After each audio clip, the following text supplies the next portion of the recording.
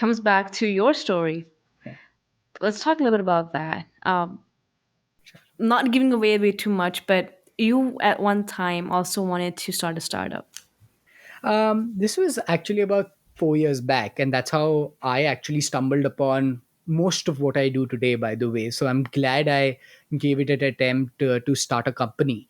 But this was right when I was graduating college. This was in the COVID year as well. So I too was, seeing a lot of startups around me. And I was like, hey, let's maybe give this a shot now. If I wouldn't now, I don't know when I would. I had a placement from campus, which was in a trading job, and I said no to that, and instead went ahead and tried to build a website that would connect people from a mentorship lens on demand for study abroad and job preparation as a use case.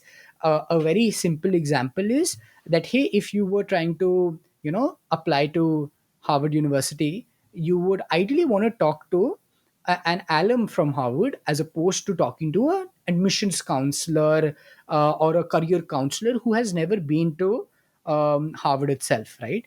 Or if you were applying to a job at McKinsey and you had your interview in a week, I would much rather talk to somebody who's at McKinsey right now. And I would love to have a website for it because it felt strange that I could go to an application and book food like Zomato. I could go to an application and book travel like Uber. Yet, if I really wanted to talk to somebody for a very defining decision in my career, I wouldn't be able to, because the ways to do it would be I would LinkedIn them, I would email them, I would ask a friend, but these are not assured ways. So in my head, that problem seemed viable, and there are a couple of companies that actually solve for it now. There's a company in the US called Intro, which solves for expert-led advice. There's a couple of companies otherwise also doing good work in this space. When I was in my college days, we came up with an app. Well, the school itself came up with the app, or I think they partnered with some app that allowed college students to connect Mhm. with the network of people who are working in certain companies, and then you want to apply in those companies, and then you will get one-on-one mentorship with people who are Yeah, like, yeah.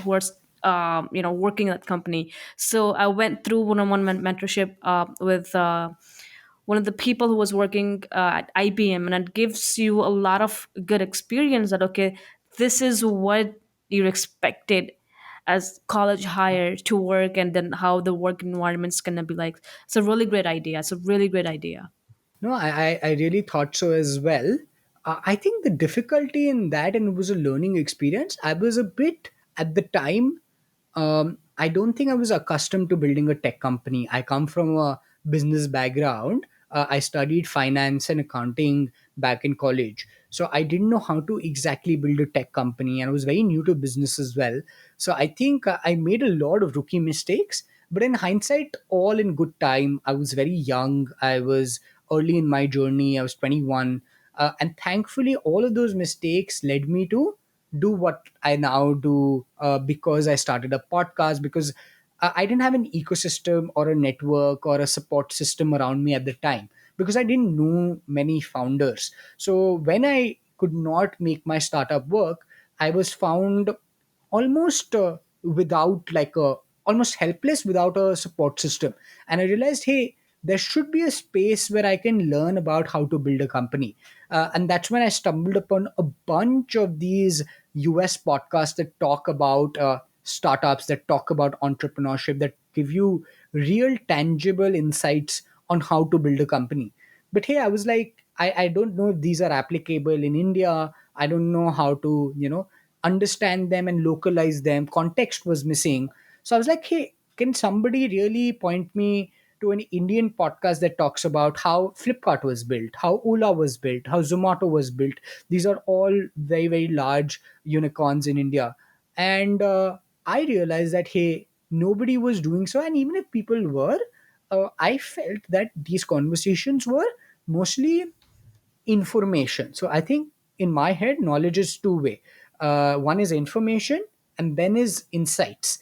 I wanted to be a part of the insights layer, and I wanted to really go deep, which is when I started the podcast. So trying to build a company and failing at it led me to starting a podcast to solve my problems. And yeah, here we are today. I think you've doing podcasts for 4 years now, Yeah. and I'm sure you've gained a lot of knowledge, right?